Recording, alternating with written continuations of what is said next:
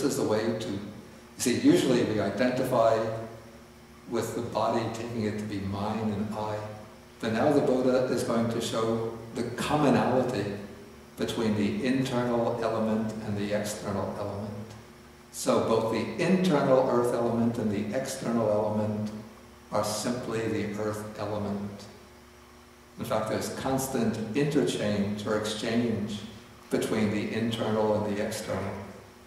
So when we eat a meal, we take the food, which is external earth element, we chew it, we swallow it, it becomes metabolized and assimilated to the body, and it becomes then internal earth element. And then the waste from the food and also waste shed by the body comes out through various organs of excretion, and it becomes external earth element. Okay, so if we just look at them in terms of the characteristics, not identifying one as being I or myself, the other as being external, but we just see them as the property of hardness or solidity, we see that they're both earth element. And then we contemplate this as it really is with proper wisdom. This is not mine, this I am not, this is not myself. So we kind of detach the mind from its identification with the solidity of the body. And so then the Buddha says, when one sees this as it really is with proper wisdom, one becomes disenchanted with the earth element. That is, one is no longer enchanted with it by taking it to be I and mine. And then one makes the mind, or the mind becomes dispassionate towards the earth element. Okay, then next the Buddha moves into the water element, or the liquid element. So this includes all of the parts of the body that are primarily liquid. So what is the internal water element? Whatever internally belonging to oneself is water, or we could say liquidish, and clung to. Then he mentions, I think it's 12 parts of the body. Bile, phlegm, pus, blood, sweat, fat, tears, grease, spittle, snot, oil of the joints, urine, or whatever else internally belonging to oneself is liquid-like, and clung to. This is called the internal liquid element. Okay, so now, having highlighted the parts of the body that illustrate or exemplify the liquid element, again he's going to show the commonality between the inner liquid element and the external liquid element. Okay, so one contemplates both the internal water element and the external water element are simply the water element, and that should be seen as it actually is with proper wisdom. This is not mine, this I am not, this is not myself. Again, when one contemplates it with proper wisdom, then one becomes disenchanted with the water element, and the mind becomes dispassionate towards the water element. Next comes the fire element, and then the Buddha selects the parts of the body, or let's say bodily functions, that illustrate the working of the fire element. So whatever internal to the body is fire, fiery, and clung to, that by which one is warmed, that is the warmth of the body, the caloric, the natural temperature of the body, that by which one is aged and consumed, because according to the Indian physiology, it's the activity of the fire element that makes the flesh of the body age more quickly. You know, if you go to live in a hot climate, the skin dries up more quickly and then wrinkles more quickly than if one lives in a cooler climate. At least that's what they say. Okay, and that by which what is eaten, drunk, consumed, and tasted gets completely digested. Because digestion is just a process of burning up the food.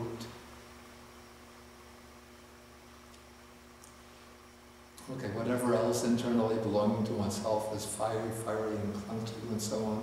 So the internal fire element, the heat of the body, the external fire element coming from the heat of the sun, the heat of the atmosphere, simply the fire element.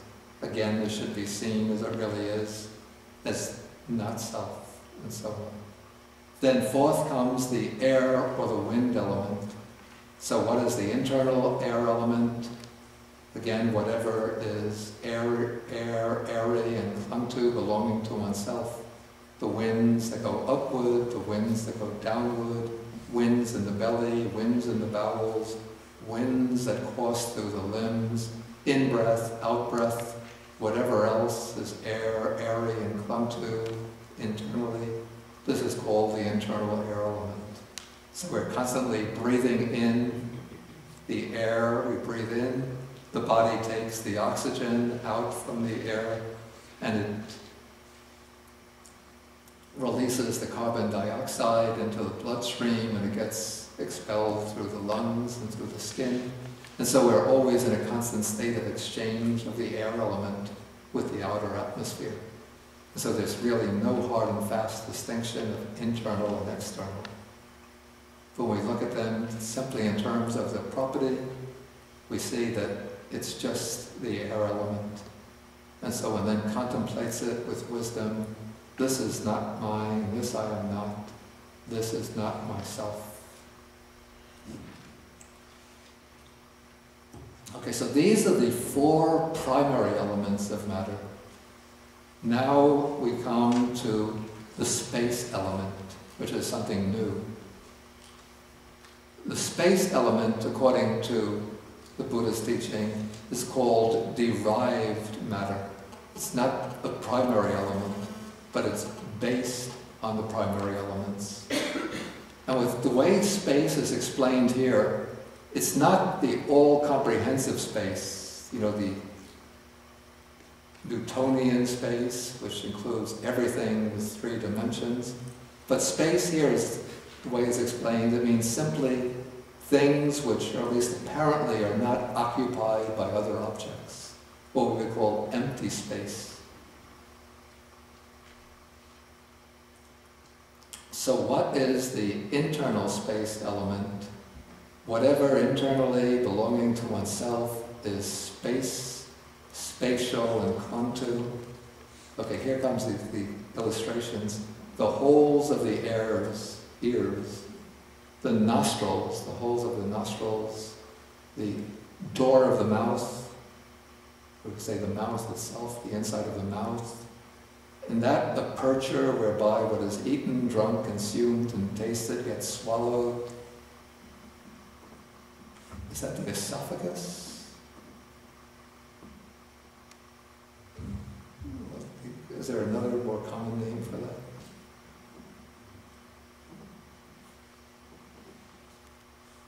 It's the channel that leads from the base of the throat down to the stomach, where the food falls down. Okay. And then where it collects in the space in the stomach, and where it is excreted from below, that would be the empty space in the intestines and the anus. And whatever else internally belonging to oneself is space, spatial, and clung to. This is called the internal space element. So that's the inner space, and then we have the external space element, all space that's not occupied by objects. And that should be seen as simply as the space element, and it should be seen as it really is with proper wisdom. This is not mine, this I am not. This is not myself. And then as one contemplates it in that way, one becomes disenchanted with the space element, and the mind becomes dispassionate towards the space element. Okay, so this is the Buddha's advice to Rahula on how to contemplate the body as non-self. First, he begins, when they were going on alms round, with a very concise, very brief instruction. Just contemplate material form is not mine, not I, not myself. But now, because Rahula maybe didn't really know how to proceed with the meditation, the Buddha takes the body and sort of breaks it down into the 4 primary elements and the space element, and shows in each case that the element of the body and the element of the outer world are continuous, contiguous, in a constant process, a constant exchange of internal and external. And so when one views the body in this way, one sees that there's no essential difference between this physical body and the matter of the external world. And then one disidentifies oneself, de-identifies oneself with the material substance of the body. There's another sutta that comes in the Sutta Nikaya where the Buddha illustrates this in a somewhat different way. It seems at the time people were coming into Jeta's grove where the branches of the trees had fallen down, and so maybe it was after a windstorm, and so there were a lot of broken branches, and people were coming and collecting the broken branches and taking them away to use the branches for firewood. And so the Buddha, speaking to the monks, he said, "Do you see those people taking away the branches of the trees, the broken branches of the trees?" The monks said, "Yes." The Buddha said, "Do you think when they're taking away the branches, they're taking away what is mine, they're taking away what I am, they're taking myself away?" And the monks say, "No, Bhante." And the Buddha says, in the same way, you should look at your body. The body is not self, just as the branches, the broken branches, are not self. And so no matter what other people do to you, if they hit you, beat you, abuse you, injure you, don't think they are injuring me, they are hurting what is mine, but just regard them as acting in the same way like the people who are taking away the branches of the tree, broken branches of the tree. Okay, maybe we'll pause here and then we'll ask if there's any questions.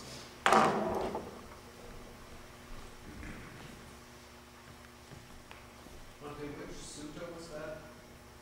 It's in, I think it's in the Kanda Samyutta. That's chapter 22. And the title of the sutta is not, I think it's called Not Yours.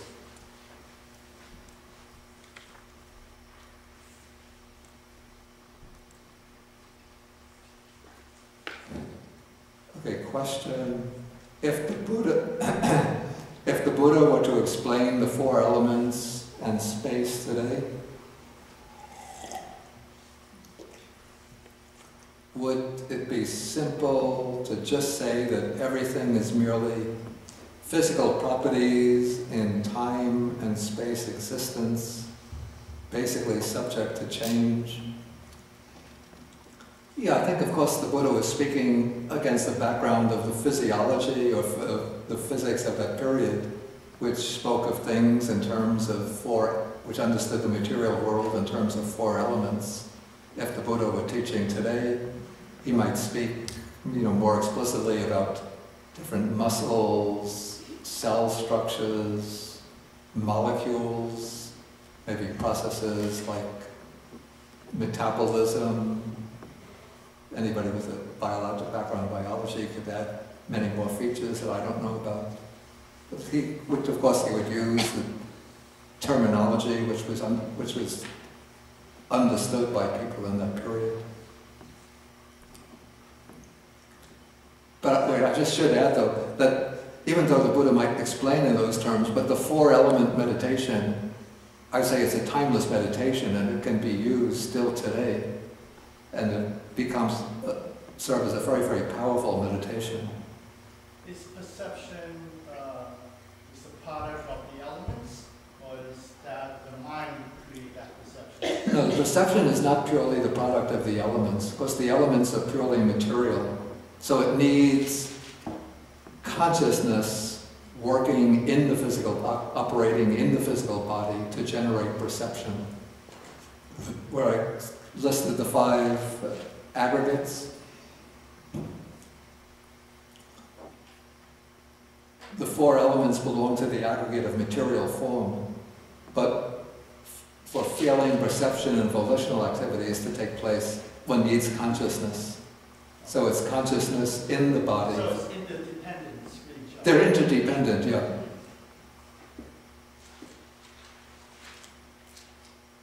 Because when death takes place, then consciousness leaves the body. And so the body is still there, made up of the 4 elements, but there's no more feeling, perception, or volitional activities. Okay, another internet question. There is no mention of the 6th consciousness, of the 6th element, consciousness, in this sutta. Why?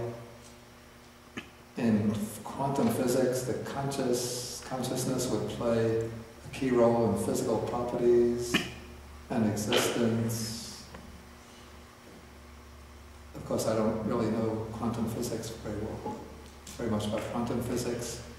But I think in this sutta, probably the Buddha is just, sometimes he mentions 6 consciousnesses, 6 elements, including consciousness.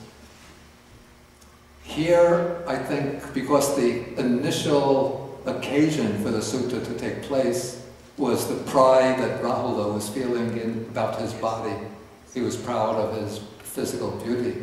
And so the Buddha wanted to teach him how to contemplate the body as being not self. And so the Buddha therefore focused on the 5 elements. But there are other suttas which mention consciousness as an element. But here it's just not relevant to the occasion. Any further questions? Okay, Neil? I think I heard you say that at this point that this teaching is being given that Rahula is a monk. Oh, yeah, Rahula became a monk at the age of 7. Okay. So now he's, according to the commentary, he's 18. Okay. And I mean, and Sariputta is his teacher. Yeah, Sariputta is his ordination teacher. Yeah. So it strikes me curious that after Rahula passes him and gives him that instruction, he has to ask the Buddha how his mindfulness of breathing developed and cultivated. I would have thought he would have learned that from Sariputta. Yeah, I have to say it's a little puzzling too. But maybe he had gotten instructions from Sariputta, but maybe he just wants to get it from the Buddha's mouth. I just have to guess. I don't know. It's a good point though. And also, I mean, he's been in the Sangha he was ordained at the age of 7, 11 years in the Sangha. I would think in that time he would have gotten explanations of the 4-element or 5-element meditation as well. Why does he have to get it on that occasion?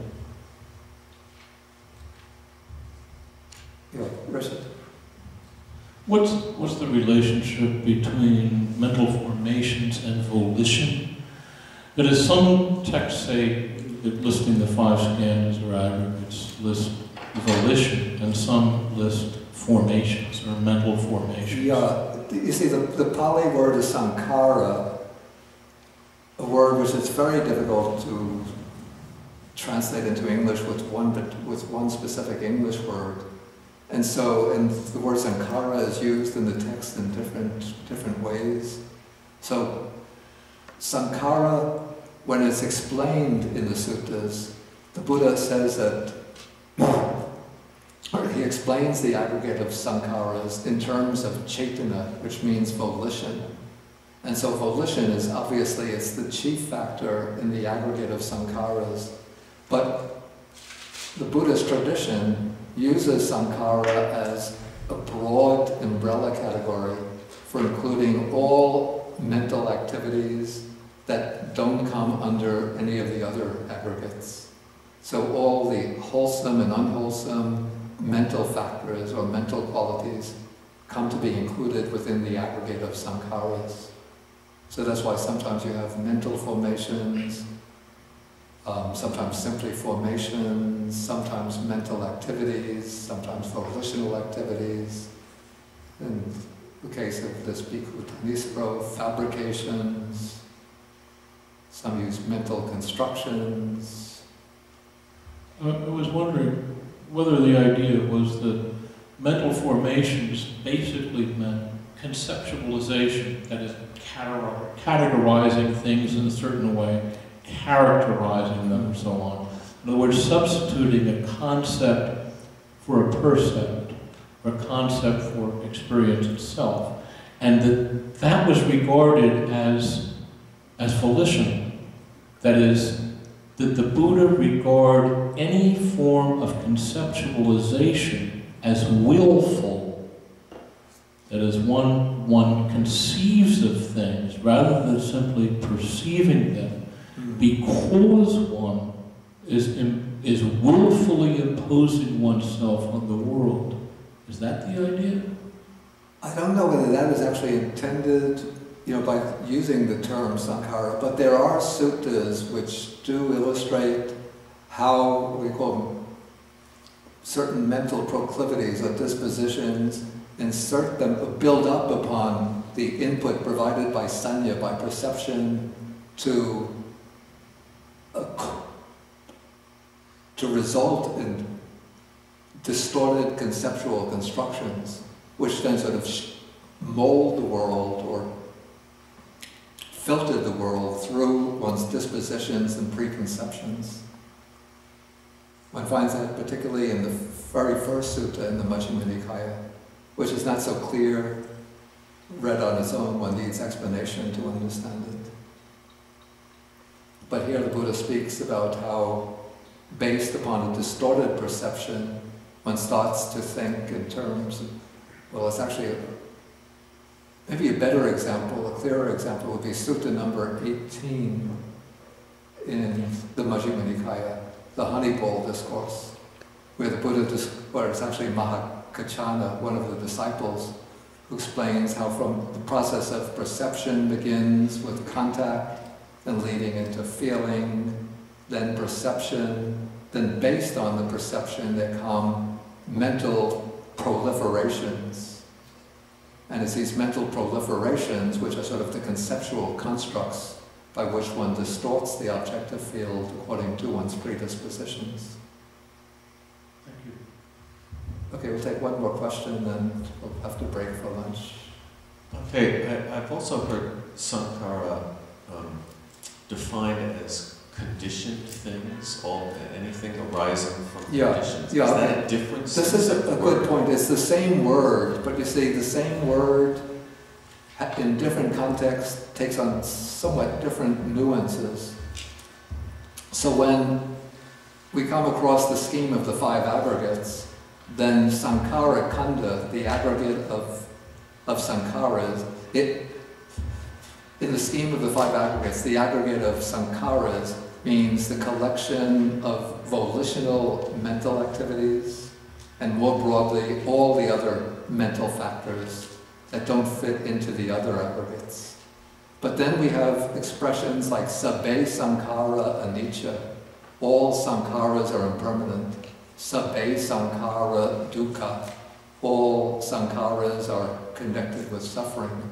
In that case, sankhara means everything that is put together, everything that arises through conditions. In that case, all the five aggregates are sankharas.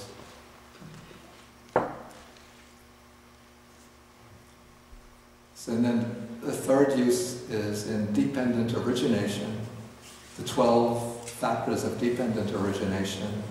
The second factor is sankharas.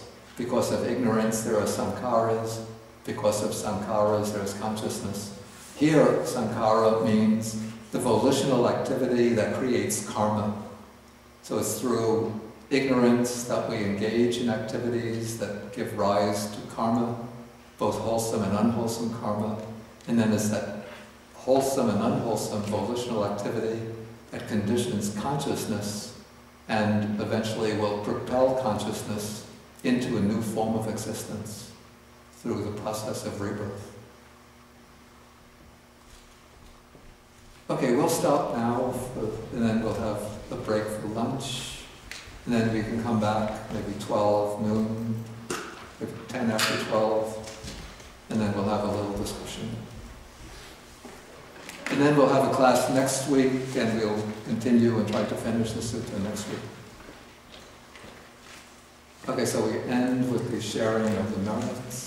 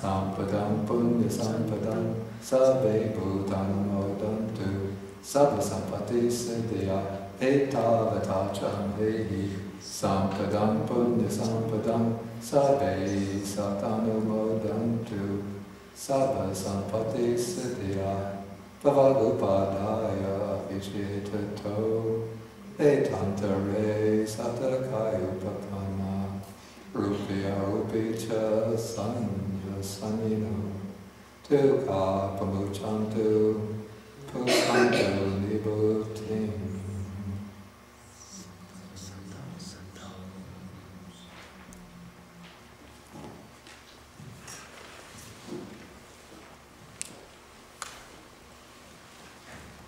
Okay, so we can stand.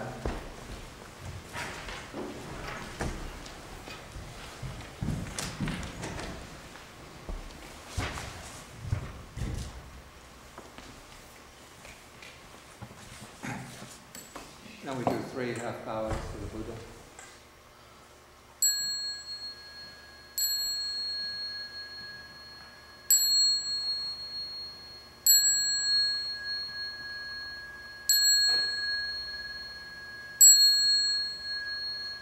Bow to Bande.